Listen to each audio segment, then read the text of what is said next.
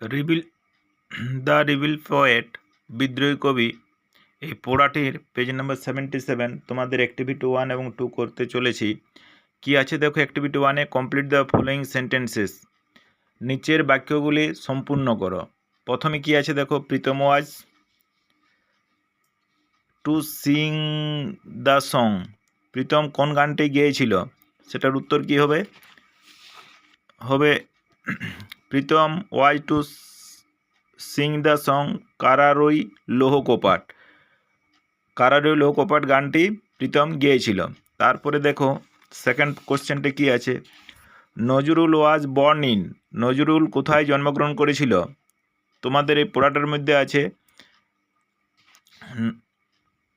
এই যে এখানে লক্ষ্য করো, he was born on 24 May 1899 in the village of Churulia, Churulia গ্রামে জন্মগ্রহণ করেছিল। তাহলে এটা হবে তোমার Nazrul was born in the village of Churulia on 24 May 1899।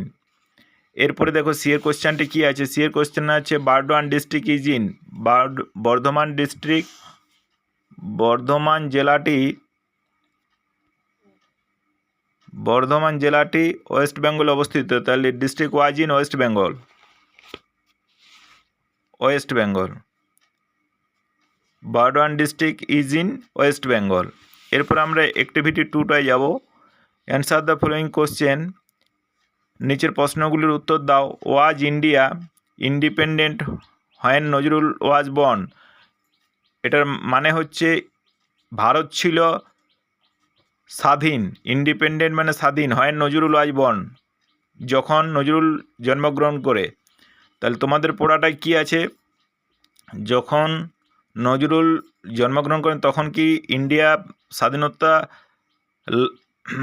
স্বাধীন ছিল?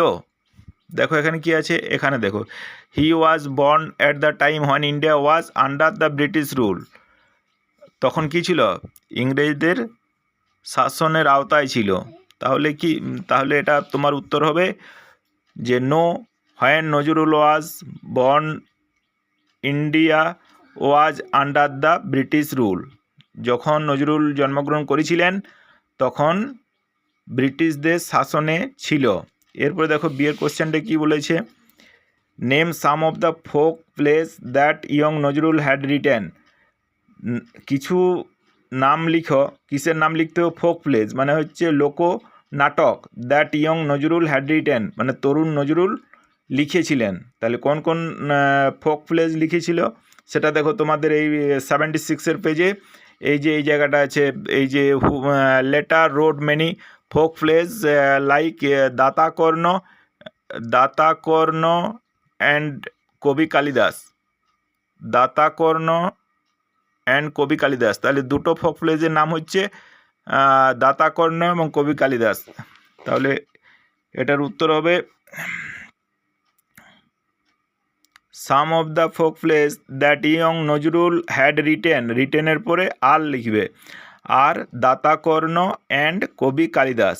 এরপরে দেখো আছে বিয়ের পরে আমরা যাব সিতে, সির কোশ্চেনটি কি আছে দেখো, হু ওয়াজ নজরুলস টিচার, নজরুলের শিক্ষক মশাই কে ছিলেন?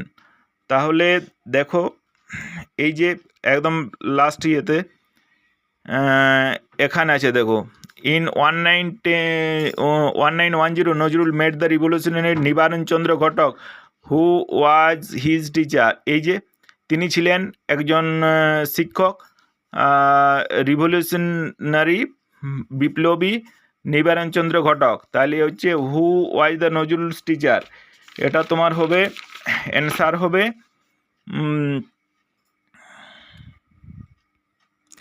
নিবারণ Chandra Ghatak was the Nazrul's teacher. তাই নজরুল টিচারের নাম হচ্ছে নিবারণ চন্দ্র ঘটক, উত্তরটা হবে Nibaran Chandra Ghatak was the Nazrul's teacher. এর পরেরটা কি আছে দেখো, ডিএর question two who was the Kumudranjan Mallick কে ছিল? কুমুদরঞ্জন মল্লিক দেখো একদম শেষের লাইনটা লক্ষ্য করো, তোমার 76 পেজে the poet Kumudranjan Mallick was the headmaster of the school Nazrul join next. তাহলে কবি কুমুদরঞ্জন মল্লিক কী ছিল? হেডমাস্টার ছিলেন অফ দ্য স্কুলের প্রধান শিক্ষক ছিলেন যেখানে নজরুল জয়েন করেছিলেন। তাহলে এটা হবে অ্যান্সারটা হবে the poet Kumud Ranjan Mallick was the headmaster of the school Nazrul joined next.